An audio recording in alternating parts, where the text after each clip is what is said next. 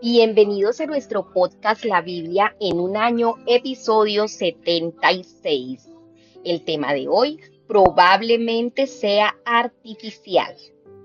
Recuerden que estamos ejercitándonos para la eternidad en este espacio de luz que ilumina mi camino. Y qué bueno que usted ha tomado este tiempo para escuchar este podcast, donde seremos ejercitados en la disciplina de la palabra. Si el césped se ve más verde, probablemente sea artificial. Una reciente campaña publicitaria en la vía pública, efectuada por una empresa que opera de forma virtual en Internet, ofrecía un servicio de citas para hombres y mujeres casados que quisieran tener una aventura extramatrimonial. La agencia no es la única en el mercado.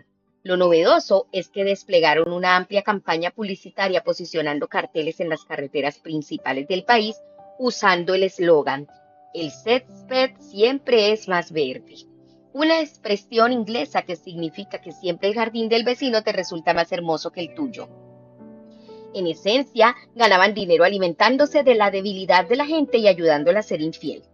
Tal vez esto te parezca atractivo, pero la realidad es que puede arruinar la vida de los individuos involucrados, así como la vida de sus parejas, sus familias, sus hijos. Jesús sitúa la fidelidad en el mismo plano de la importancia de la justicia y la misericordia en Mateo 23:23. La fidelidad es el fruto del Espíritu Santo. Es uno de los frutos que nos nombran en Gálatas 5:22. La Madre Teresa de Calcuta dijo: "No oro pidiendo éxito, sino fidelidad". La fidelidad de Dios hacia nosotros nos da un ejemplo a seguir en nuestras relaciones. La fidelidad es algo por lo que deberíamos luchar en nuestro matrimonio, nuestras amistades y también nuestra relación con Dios. Vamos a leer Proverbios capítulo 7 del 6 al 20. Estaremos leyendo en Nueva Traducción Viviente, NTV. Dice así la palabra de Dios: "Mientras estaba junto a la aventura de mi casa, mirando a la ventana de mi casa, mirando a través de la cortina, vi a unos muchachos ingenuos, a uno en particular que le faltaba sentido común. Cruzaba la calle cercana a la casa de una mujer inmoral y se paseaba frente a su casa. Era la hora del crepúsculo, al anochecer, mientras caía la densa oscuridad. La mujer se le acercó vestida de manera seductora y con corazón astuto. Era rebelde y descarada, de esas que nunca están conformes con quedarse en casa. Suele frecuentar las calles y los mercados ofreciéndose en cada esquina. Lo rodeó con sus brazos y lo besó, y mirándolo con descaro le dijo: "Acabo de hacer mis ofrendas de paz y de cumplir mis votos. Tú eres precisamente al que estaba buscando. Salí a encontrarte y aquí estás. Mi cama está tendida con hermosas colchas, con coloridas sábanas de lino egipcio. He perfumado con mirra, aloes y canela. Ven, bebamos sin medida la copa del amor hasta el amanecer. Disfrutemos de nuestras caricias. Ahora que mi esposo no está en casa, se fue de viaje por mucho tiempo. Se llevó la cartera llena de dinero y no regresará hasta fin de mes". Vamos a ver el primer punto basados en este texto que acabamos de leer. Sé fiel en las relaciones. El libro de Proverbios advierte sobre los peligros de la infidelidad. En este pasaje vemos la insensatez tanto del hombre como de la mujer implicados en una relación sexual fuera del matrimonio. Hay un contraste a lo largo del libro de Proverbios entre los caminos de dos mujeres muy distintas. Por un lado está Doña Sabiduría, que la relata en el capítulo 8, y por otro lado la adúltera, que la acabamos de leer en este capítulo. Gran parte de la enseñanza se presenta como el consejo de un padre a su hijo, pero es relevante para todos. El padre urge a su hijo a abrazar a Doña Sabiduría y a hacer todo lo posible por evitar a la adúltera. Se ha dicho que la oportunidad golpea la puerta, pero la tentación se recuesta sobre el timbre. La tentación sexual está en todas partes, siempre está al acecho en cada esquina. Ofrece gratificación instantánea, pero es engañosa. Dice: "Ven, bebamos hasta el fondo la copa del amor". En ocasiones la gente trata de justificar la infidelidad usando la palabra amor. No obstante, aquí no hay realmente amor. Ciertamente no es algo profundo ni duradero, solo dura hasta el amanecer. Lo peor de todo es que ceder ante estas tentaciones implica practicar la infidelidad. Dijo la mujer: "Mi esposo no está en casa, pues ha emprendido un largo viaje". La persona que sigue este camino carece de criterio. Notemos que el error no fue no permanecer alejado, sino encaminarse hacia la casa de esa mujer. Llevar una vida de fidelidad no solo comienza con evitar actos de infidelidad, sino también con tus pensamientos y en tu corazón. El engaño y la infidelidad se caracterizan por su clandestinidad. Avanzan las sombras de la noche. La infidelidad tiene el potencial de destruir un matrimonio o un futuro matrimonio y de arruinar vidas. Esa es la razón por la que el día de la boda la novia y el novio prometen ser fieles el uno al otro mientras vivan. Como suele decirse, el césped no es más verde del otro lado de la cerca, es verde donde le echemos agua. En efecto, si el césped parece más verde, probablemente se trate de césped artificial. Así es, no es algo real, no es algo verdadero y no es algo duradero. Y la fidelidad aplica no solo a las relaciones matrimoniales y de pareja, aplica a toda clase de relaciones amistosas, eclesiales, relaciones laborales. Necesitamos ese fruto del Espíritu Santo de la fidelidad en nosotros. Vamos a orar. Amado Señor, ayúdanos a ser fieles en todas nuestras relaciones. Ayuda a quienes están cansados, ayuda a quienes están casados. Ayúdalos a ser fieles en sus votos matrimoniales. Por favor, guarda y protege los corazones y los matrimonios de nuestra iglesia. Guarda y protege a nuestra sociedad. Guarda, Señor, y protege todos los que en nuestra sociedad han tomado ese paso a seguir. Perdona tanta infidelidad. Perdona, Señor, tanto engaño. Ayúdanos, Señor, a vivir bajo ese fruto del Espíritu en todas nuestras relaciones. En el nombre de Cristo Jesús. Amén. Ahora les invito a que abra su Biblia en Lucas capítulo 2. Vamos a leer desde el verso 1 hasta el verso 20. Lucas capítulo 2, recuerden que estamos leyendo en Nueva Traducción Viviente, NTV. Nacimiento de Jesús. En esos días, Augusto, el emperador de Roma, decretó que se hiciera un censo en todo el imperio romano. Este fue el primer censo que se hizo cuando Cirenio era gobernador de Siria. Todos regresaron a los pueblos de sus antepasados a fin de inscribirse para el censo. Como José era descendiente del rey David, tuvo que ir a Belén de Judea, en el antiguo hogar de David. Viajó allí desde la aldea de Nazaret de Galilea. Llevó consigo a María, su prometida, quien estaba embarazada. Mientras estaban allí, llegó el momento para que naciera el bebé. María dio a luz a su primer hijo varón, lo envolvió en tiras de tela y lo acostó en un pesebre porque no había alojamiento disponible para ellos. Pastores y ángeles. Esa noche había unos pastores en los campos cercanos que estaban cuidando sus rebaños de ovejas. De repente apareció entre ellos un ángel del Señor y el resplandor de la gloria del Señor los rodeó. Los pastores estaban aterrados, pero el ángel los tranquilizó. No tengan miedo, dijo. Les traigo buenas noticias que darán gran alegría a toda la gente. El Salvador, sí, el Mesías, el Señor, ha nacido hoy en Belén, la ciudad de David, y lo reconocerán por la siguiente señal. Encontrarán a un niño envuelto en tiras de tela, acostado en un pesebre. De pronto se unió a ese ángel una inmensa multitud, los ejércitos celestiales que alababan a Dios y decían: Gloria a Dios en el cielo más alto y paz en la tierra para aquellos en quienes Dios se complace. Cuando los ángeles regresaron al cielo, los pastores se dijeron unos a otros: vayamos a Belén, veamos esto que ha sucedido y que el Señor nos anunció. Fueron deprisa a la aldea y encontraron a María y a José. Y allí estaba el niño acostado en el pesebre. Después de verlo, los pastores contaron a todos lo que había sucedido y lo que el ángel les había dicho acerca del niño. Todos los que escucharon el relato de los pastores quedaron asombrados, pero María guardaba todas estas cosas en el corazón y pensaba en ellas con frecuencia.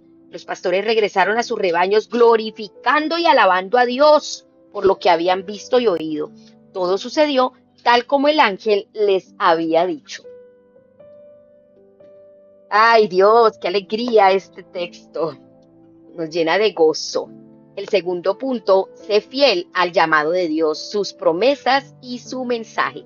La fidelidad de aquellos que desempeñaron una parte en el nacimiento de Jesús es de gran inspiración. Por eso hoy el Señor nos llama a ser fiel al llamado de Dios. En este relato vemos cómo José, fue a Belén para inscribirse junto con María, su esposa. Ella se encontraba encinta y mientras estaban allí se le cumplió el tiempo. Seguramente no era algo bien visto. José sabía que María no había sido infiel. No obstante, él sabía que para todos los demás parecía como si ella lo hubiera sido. José pudo haber tenido la tentación de distanciarse de ella. El relato que se encuentra en Mateo 1:19. Incluso dice que consideró divorciarse en secreto de María hasta que un ángel del Señor le habló. Sin embargo, José fue totalmente fiel al llamado de Dios y a María, sin importar lo que los demás pensaran. Sé fiel a las promesas de Dios. María se tuvo que quedar perpleja por lo que estaba sucediendo. Aún así, ella creyó en lo que le había dicho y fue fiel a las promesas que había recibido. Ella guardaba todas esas cosas en su corazón y meditaba acerca de ellas. Lo dice Lucas 2:19 también. Es un maravilloso ejemplo de lo que Dios hace con la profecía y otras palabras que sientas que pueden venir de Dios. A veces debes guardarlas solo para ti, como María. Mantén la boca cerrada y al mismo tiempo mantén tu corazón abierto. Atesora las promesas de Dios para ti y medita en ellas en lo íntimo. Otra cosa es que también tenemos que ser fiel al mensaje de Dios. Por otro lado, el mensaje de los pastores fue muy distinto. Eran buenas noticias para todo el pueblo. Una vez que encontraron al bebé en el pesebre, tal como el ángel les había descrito, contaron lo que les había dicho acerca de él. Tú también has sido encomendado con este maravilloso mensaje sobre Jesús y estás llamado a difundir la palabra de manera fiel. Entonces la pregunta es, ¿lo estamos haciendo? Otro punto importante es que debemos confiar en que Dios es fiel. Por sobre todo, este es un relato de la fidelidad de Dios. Todo lo que Dios le había prometido a María, José y a los pastores ocurrió como se les había dicho y la fidelidad de Dios a ellos fue parte de algo aún mayor. Comenzaron a ver cómo Jesús es el cumplimiento de todas las promesas de Dios en el Antiguo Testamento. Nace en el pueblo de David y su padre terrenal era descendiente del rey David. Es el rey prometido a quien todo el Antiguo Testamento señala como Cristo el Señor. Son buenas noticias para todo el pueblo. Aquí tenemos un vistazo de lo que significa para nosotros Jesús es tu Salvador, por medio de quien puedes experimentar la paz y el favor de Dios. Ya no tienes por qué llevar la carga del pecado. Cuando le dijo en el verso 10, no tengan miedo. Al conocer a Cristo conoces a Dios. Él mismo es Dios. Él es el Señor. La fidelidad y el amor de Dios son el cimiento sobre el que todo lo demás se edifica. Vamos a orar. Vamos a orar con gozo porque hemos recibido la gloria de Dios y somos llamados a alabar al Señor y a anunciar las buenas noticias del Evangelio de Cristo. Gracias, Señor, por tu fidelidad hacia mí en Cristo Jesús. Gracias porque me das esperanza, libertad y propósito. Ayúdame a ser fiel al compartir el mensaje, tu mensaje de las buenas noticias a todo el pueblo, a toda la gente, a todas las personas que se crucen en mi camino. Te lo suplico en el nombre de Jesús. Amén. Vamos ahora a Números capítulo 5. Vamos a estar leyendo desde el verso 11 hasta el capítulo 6, verso 27. Dice Números 5, recuerden que estamos leyendo en Nueva Traducción Viviente. Protección contra la infidelidad matrimonial. El Señor le dijo a Moisés, da al pueblo de Israel las siguientes instrucciones. Supongamos que la esposa de un hombre se descarría y le es infiel a su marido y tiene relaciones sexuales con otro hombre sin que lo sepa su esposo ni nadie más. Ella se contaminó, aunque no hubo testigos y no fue sorprendida en el acto. Si su esposo siente celos y sospecha de ella, necesita saber si ella se ha contaminado o no. El esposo debe llevarla al sacerdote. También presentará por ella una ofrenda de 2 litros de harina de cebada. No debe mezclarse con aceite de oliva ni incienso, porque se trata de una ofrenda de celos para demostrar si ella es o no es culpable. Entonces el sacerdote la presentará delante del Señor para que sea juzgada. Pondrá un poco de agua santa en un recipiente de barro y mezclará polvo que tomó del piso del tabernáculo.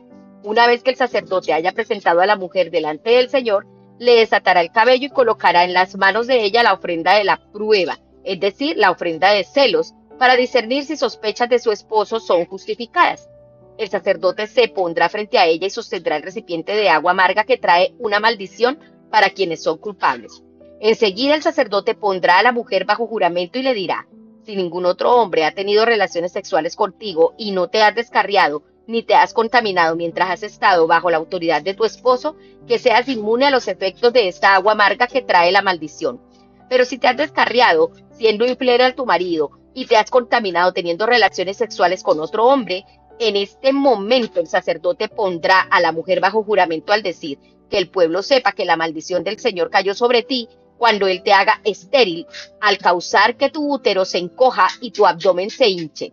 Ahora que esta agua que trae la maldición entre en tu cuerpo y cause que tu abdomen se hinche y tu útero se encoja, a la mujer se le exigirá decir sí, que así sea. Entonces el sacerdote escribirá estas maldiciones en un trozo de cuero y luego las lavará para que caigan dentro del agua amarga. Hará que la mujer beba el agua amarga que trae la maldición. Cuando el agua entre en su cuerpo, si ella es culpable, le causará un sufrimiento amargo. Después, el sacerdote tomará la ofrenda de celos de la mano de la mujer y la alzará ante el Señor y la llevará al altar. Tomará un puñado de harina como porción simbólica, la quemará en el altar y le exigirá a la mujer que beba el agua.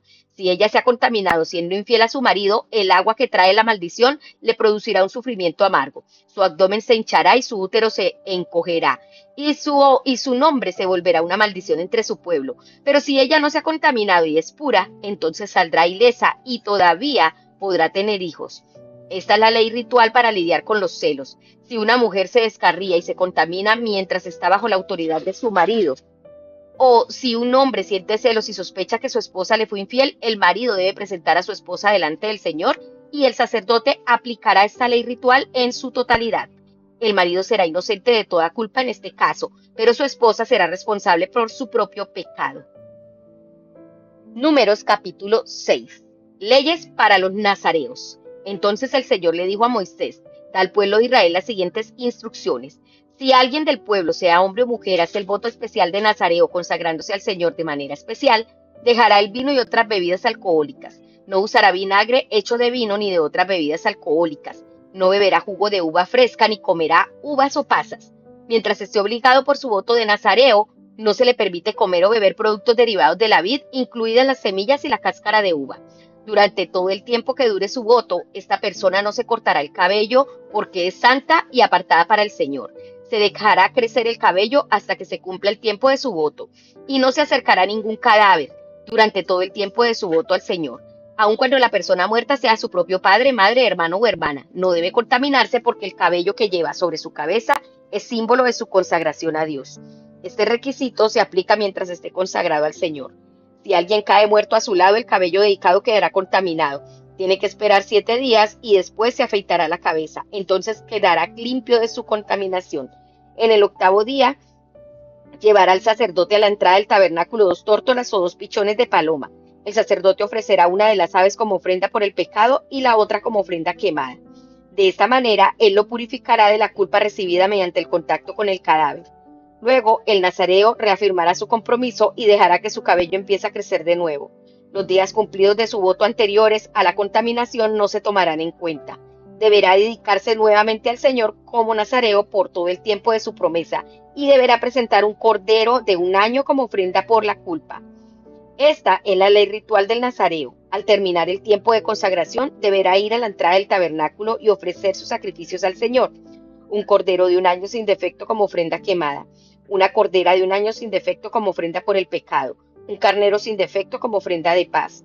Una cesta de pan preparado sin levadura. Panes de harina selecta mezclados con aceite de oliva y obleas untadas con aceite de oliva. Junto con las ofrendas obligatorias de grano y de líquido, el sacerdote presentará estas ofrendas ante el Señor. Primero la ofrenda por el pecado y la ofrenda quemada. Enseguida el carnero como ofrenda de paz junto con la cesta de pan preparado sin levadura. El sacerdote también presentará al Señor las ofrendas obligatorias de grano y de líquido. Después, el nazareo se afeitará la cabeza en la entrada del tabernáculo, tomará el cabello que dedicó y lo pondrá en el fuego debajo del sacrificio de la ofrenda de paz. Después de que el nazareo se afeite la cabeza, el sacerdote tomará una espaldilla hervida del carnero. También tomará de la cesta un pan y una oblea preparados sin levadura, y los pondrá en las manos del nazareo. Entonces el sacerdote los levantará ante el Señor como ofrenda especial. Estas son las porciones santas para el sacerdote junto con el pecho de la ofrenda especial y el muslo de la ofrenda sagrada que se levanta ante el Señor. Después de esta ceremonia, el nazareo podrá volver a beber vino. Esta es la ley ritual de los nazareos que juran llevar estas ofrendas al Señor. Si está a su alcance, también pueden llevar ofrendas adicionales. Deben asegurarse de cumplir con todo lo que juraron cuando se apartaron como nazareos. Bendición sacerdotal. Entonces el Señor le dijo a Moisés: diles a Aarón y a sus hijos que bendigan al pueblo de Israel con la siguiente bendición especial. Que el Señor te bendiga y te proteja. Que el Señor sonría sobre ti y sea compasivo contigo. Que el Señor te muestre su favor y te dé su paz. Cada vez que Aarón y sus hijos bendigan al pueblo de Israel en mi nombre, yo los bendeciré. Amén. Bueno, volvemos otra vez a la parte de la fidelidad en las relaciones. Sé fiel a tu cónyuge. Sé fiel en respuesta a la fidelidad de Dios. Mira, algo importante es que como recibimos la fidelidad de Dios para nosotros, nosotros debemos ser fieles en respuesta a esa fidelidad. Y lo primero es ser fiel a nuestro cónyuge. Las instrucciones que aquí se presentan son una indicación de cuán destructiva puede ser la infidelidad en un matrimonio. Mientras que nuestro pasaje en Proverbios era una advertencia contra el adulterio, este pasaje trata de las consecuencias del adulterio. No obstante, la ley reconocía que la sospecha de infidelidad sexual no era suficiente, ya que podría plantearse simplemente por celos, y tal vez habría acusaciones falsas. Era particularmente importante proteger a las mujeres de las acusaciones sin fundamento, pues su posición en las sociedades antiguas era más vulnerable. Si la mujer era inocente, esta prueba significaba que no tenía nada que temer. El agua no era dañina en sí misma. La ley requería una demostración de culpa en lugar de una de inocencia. Que el esposo escogiera usar o no esta prueba dependía de la clase de persona que él era.